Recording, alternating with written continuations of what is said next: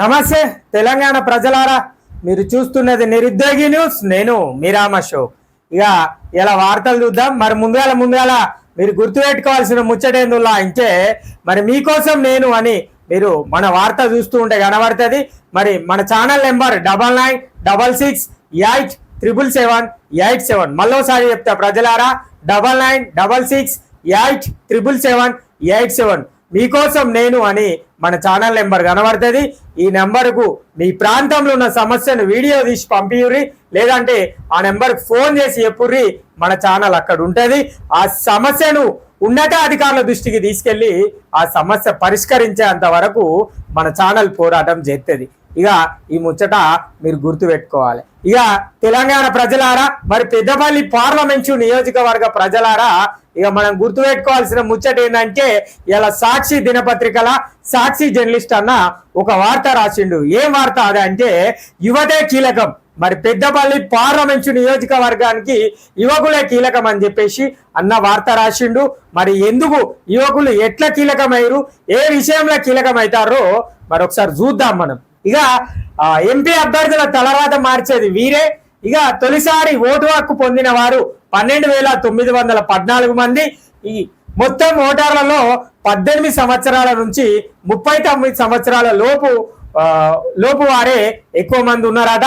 ఇక ప్రధాన పార్టీలు వాళ్ళ వైపు చూస్తున్నాయట. ఇక యువకుల వైపునే ప్రధాన పార్టీలు చూస్తున్నాయని చెప్పేసి చెప్తున్నారు. మరి మొత్తం పార్లమెంటు నియోజకవర్గానికి 42 మంది పోటీ చేస్తారు. అందులో ప్రధాన పార్టీలు బీఆర్ఎస్, కాంగ్రెస్, బీజేపీకి ముగ్గురు అంటే ఒక్కొక్క అభ్యర్థి ఉన్నారు. మొత్తం ముగ్గురు వాళ్ళని పక్కన పెడితే, ప్రధాన పార్టీలను పక్కన పెడితే 39 మంది స్వతంత్ర అభ్యర్థులు ఉన్నారు.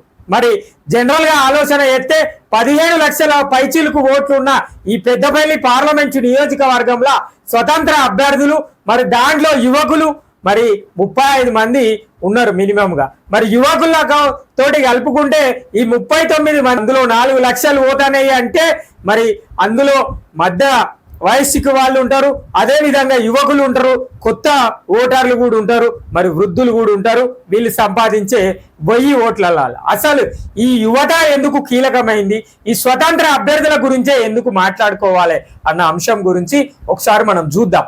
ఇక ఇన్నూరి ప్రజలారా, ఇదంతా వార్త రాసిరు. 12,914 మంది కొత్త ఓట్లు జమ అయ్యారు అని చెప్పేసి చెప్తారు. మరి ఈ పెద్దపల్లి పార్లమెంటు నియోజకవర్గంలో అసలు ఇక్కడ కాలమాన పచ్చిక రాసిరు. చూద్దాం. 18 సంవత్సరాల నుంచి 19 సంవత్సరాల వరకు ఉన్నోళ్ళు 45,000 పైచీలుకున్నారట. ఇక 20 నుంచి 29 సంవత్సరాల వాళ్ళు నేను మొత్తం 7 నియోజకవర్గాలను కలిపి చెప్తున్నా. మరి 3,34,000 మంది ఉన్నారు. ఇక 30 నుంచి 39 సంవత్సరాల వరకు ఉన్నోళ్ళు 4,17,000 మంది ఉన్నారు. మరి మనం ముందుగా అనుకున్న ముచ్చట 18 సంవత్సరాల నుంచి 39 సంవత్సరాలు ఉన్నోళ్ళే కీలకమైన యువకులు, యువ ఓట్లు అని చెప్పుకోవాలి. మరి ఇలా కొత్తోళ్ళు కూడా 12,914 మంది కూడా జమ అవుతారు. మరి ఎంతమంది ఉన్నారు? మొత్తం 45,000, 3,34,000, తర్వాత 7,17,000, మొత్తం 7,96,000 పైచిలకు ఓట్లు యువతనే ఉన్నది. మరి 15 లక్షల ఓట్లు ఉన్న దాంట్లో 8 లక్షల ఓట్లు దగ్గరగా యువకులే ఉన్నారు. కాబట్టి ప్రధాన పార్టీలకు యువకులు అవసరమయ్యారు. మరి స్వతంత్రులకు కూడా యువకులు అవసరమయ్యారు అనే చెప్పుకోవాలి. ఇక స్వతంత్రులు ఏం చేయాలంటే, ప్రధాన పార్టీల గురించి ఒకటే ముచ్చట చెప్తా.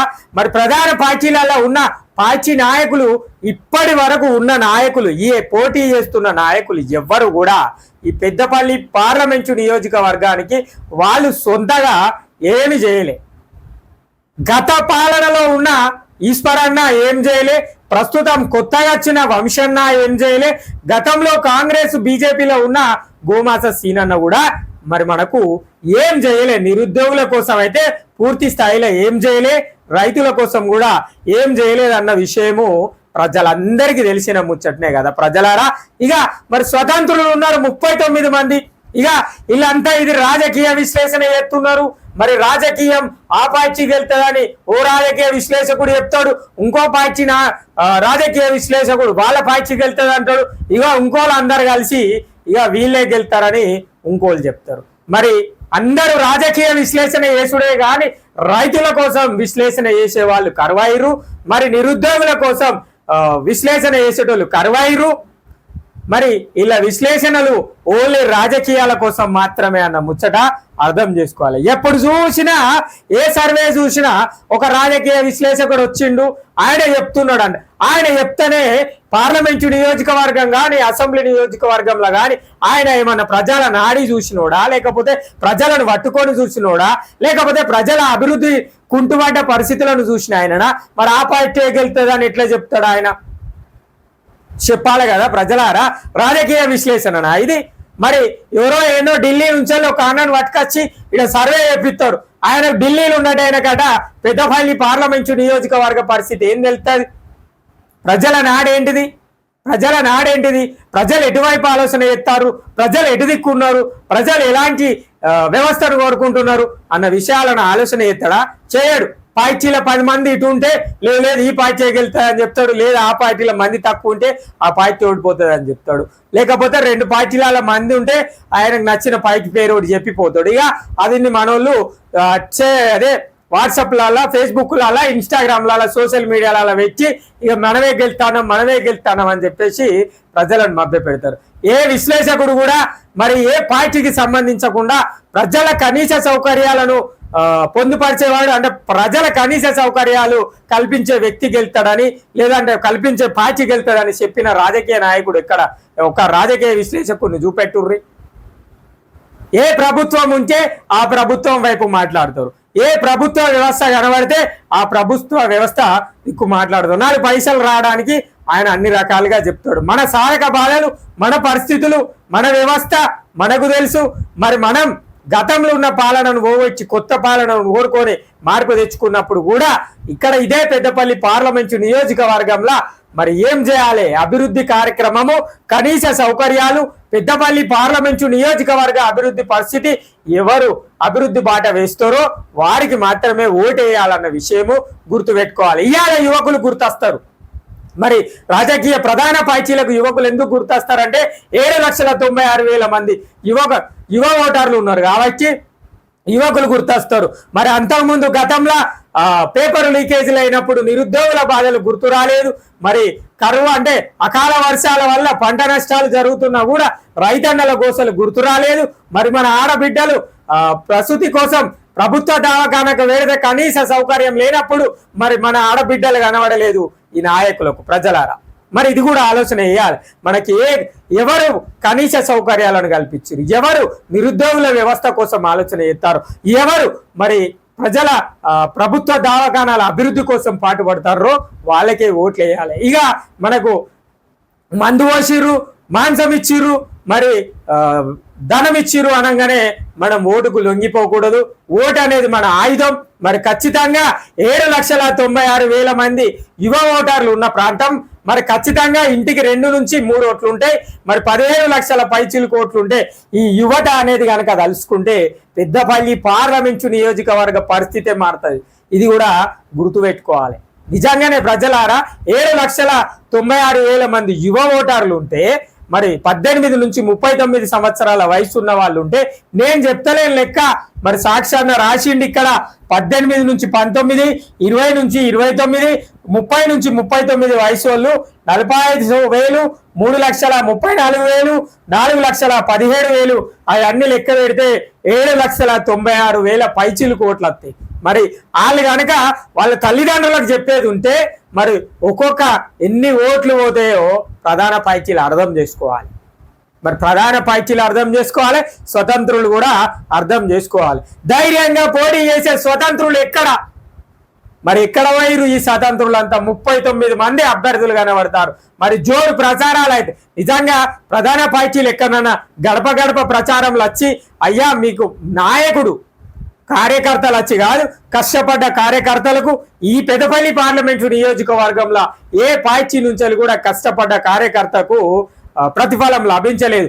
జెండాలు మోసినోడు మళ్ళీ జెండాలే మోస్తున్నాడు. కానీ ఎవరైతే మీరు ఈ నాయకులు ఓడిపోవడానికి ప్రయత్నం చేసిన నాయకులు ఉన్నారో వాళ్ళు మళ్ళీ ఈ పార్టీలో కలిసి శాల్వాలు బొకేలు స్వీట్లు వంచితే వాళ్లకు పెద్దపీట ఎత్తారు.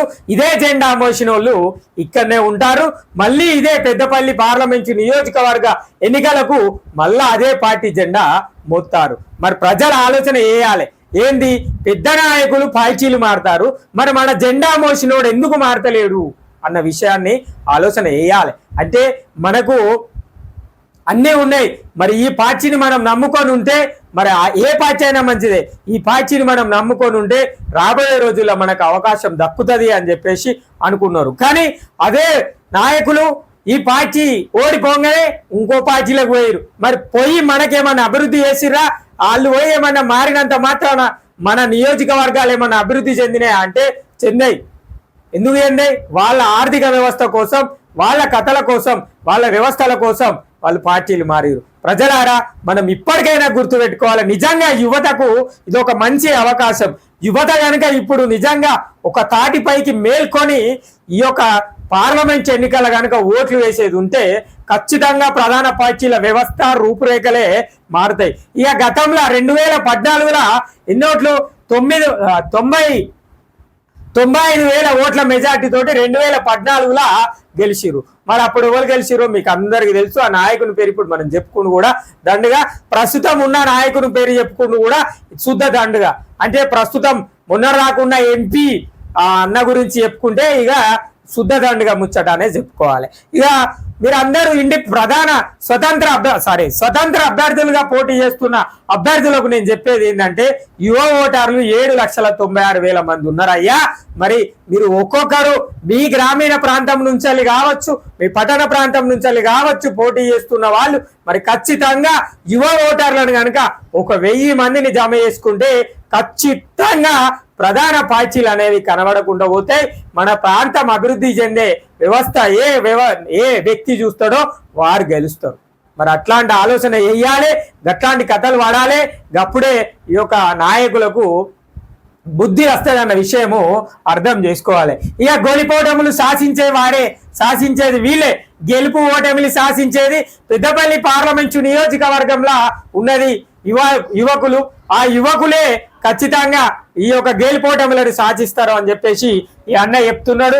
ఇక ఓటర్ల సంఖ్య మొన్న 2014లో గెలిచిరట 95,000 ఓట్ల మెజార్టీతో మాత్రమే ఉండేది. ప్రస్తుతం పెరిగిన యువ ఓటర్ల సంఖ్య దాదాపుకి సమానంగా ఉండడంతో ప్రతిఫలాలపై వీరి ప్రభావం అధికంగా చూపెడుతుందని రాజకీయ విశ్లేషకులు అంచనా వేస్తున్నారు. ఇక 20 నుంచి 39 ఏళ్ల మధ్య వయసున్న వాళ్ళు యువత అధికంగా ఉంది. ఈసారి యువత అంతా ఎటువైపు చూస్తే ఆ యొక్క ప్రభావం పార్టీ గెలుతుంది అని చెప్పేసి అన్న చెప్తాడు. ఈ మొత్తం ముచ్చట ఏంటంటే యువకులు ఎక్కువ మంది ఉన్నారు, మరి యువకులు ఎక్కువ మంది ఉన్నారు. ఏ అభ్యర్థి అయినా కూడా స్వతంత్రులకు అవకాశం ఉంది, ప్రధాన పార్టీలకు అవకాశం ఉంది.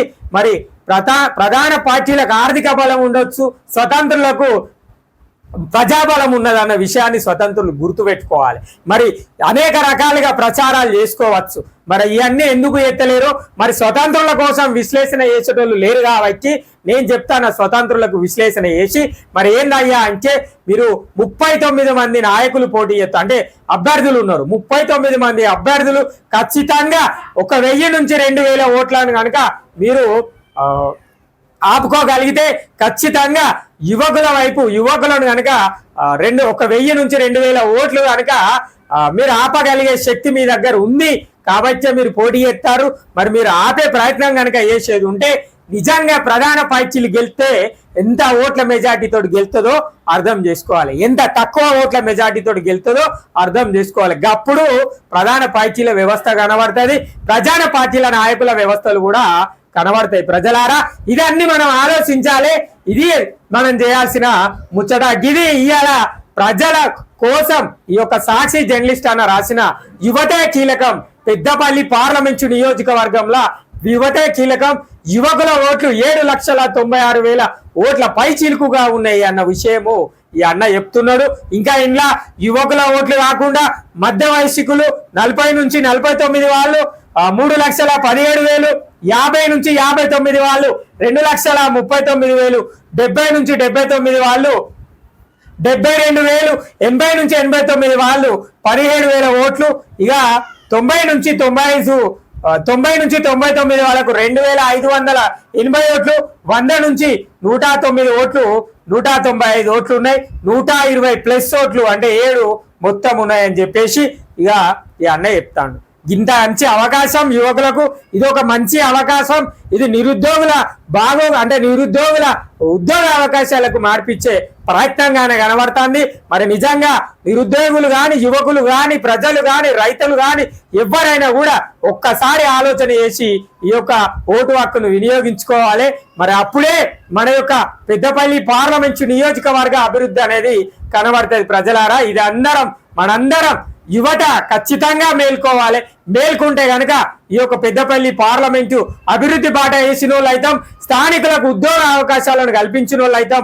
మరి మన పరిస్థితులు ఇట్లా ఉన్నా కూడా రాబోయే తరాల పరిస్థితులు మారతాయి ఖచ్చితంగా అన్న విషయాలను మనందరం గుర్తుపెట్టుకోవాలి. ప్రజలారా, పెద్దపల్లి పార్లమెంటు నియోజకవర్గంలో సింగరేణి సంస్థ ఉంది, NTPC ఉంది, FCI కూడా ఉన్నది, మరి బీఫ్ హౌస్ థర్మల్ పవర్ ప్రాజెక్టులు కూడా ఉన్నాయి. ఎన్ని ఉన్నా కూడా మరి స్థానికులకు ఉద్యోగ అవకాశాలు లేవు. గత ప్రభుత్వం అట్లాంటి కంపెనీలలో స్థానికులకు ఉద్యోగ అవకాశాలను కల్పించడంలో విఫలమైందనే చెప్పుకోవాలి.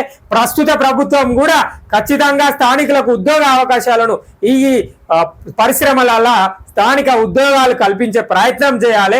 ఈ అందరు గుర్తుపెట్టుకోవాలి. ఇవన్నీ యువత ఖచ్చితంగా మేల్కొని రాబోయే రోజుల్లో పెద్దపల్లి పార్లమెంటు నియోజకవర్గ అభివృద్ధికి ఎవరైతే పాటుపడతారో వారికి ఓటు వేయాలన్న విషయము నేను మరొకసారి మన ఛానల్ ద్వారా తెలుపుతున్నా. ఇది ఇవాళ యువతే కీలకమన్న ముచ్చట.